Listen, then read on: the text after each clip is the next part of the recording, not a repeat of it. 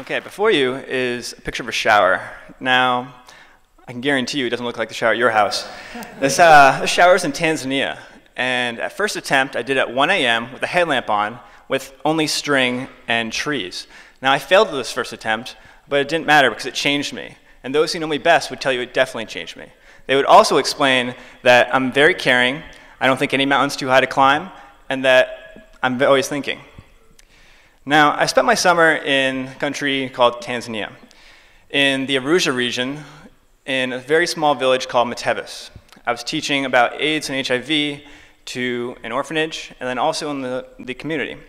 And the community had a bunch of issues. They didn't always make them apparent, but the youth did, because they felt very comfortable to come to me. Now, the youth would bring up various issues, whether it was to carry water from one place to the next, how to fix their bike, how to fix their toys, things like that, things that we find very simple here. Now, I would always pose the question, why? Why can't they fix it, and why can't we sit down to figure out a simple solution? Because there always is a simple solution, as long as you look at it that way. Now, one of these boys that I actually mentored, his name is Hassani.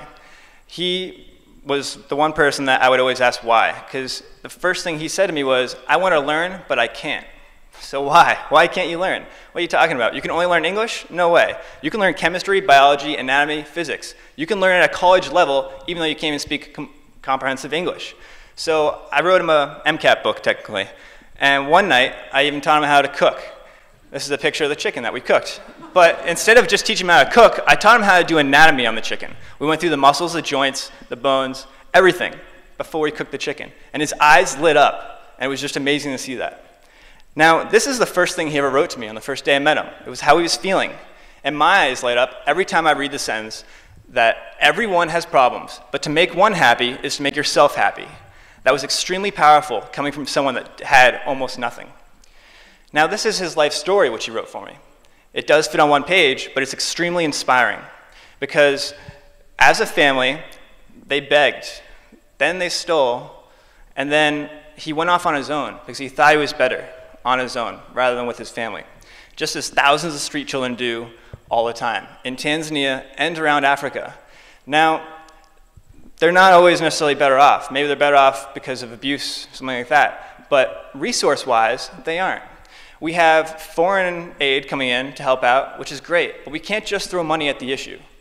And then we have the Tanzanian government, which does the best of their ability help them out, but it's still not enough. So my idea is to create an international NGO called RISE. It will be a 501c3 in the United States, which stands for Relief, Intellect, Synergy, and Enlighten. Now, the basic concept would be a Tanzanian trade school. It wouldn't be a normal school where they just learn basic subjects and languages. It would be people teaching others the things they know best, because everyone in this room could teach me something tonight, whether it's small or complex. So the first tier is relief. Now, instead of teaching these people to basically just write something, put it in a bottle and toss it in the ocean and try to get rescued, we wouldn't be doing that because no one needs rescuing.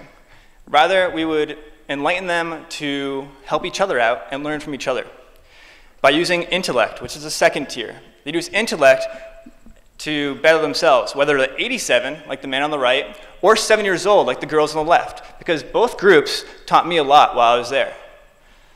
Now, we would use the third tier, which is synergy, because this family pictured before you taught me about synergy. This is my African family.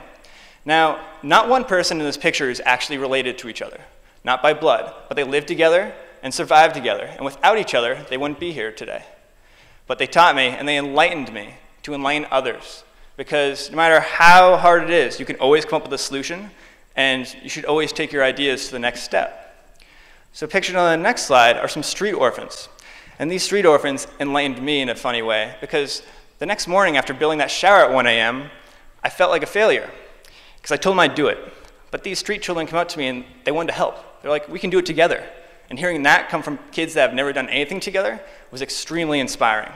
So we spent the next day and they helped me get nails, saws, rope, find trees, things of that sort.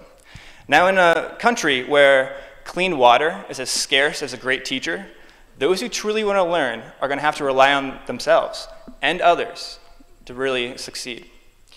Now, On the next slide, this is a picture of the final project. It works. It's a sustainable hot water outdoor shower in Tanzania.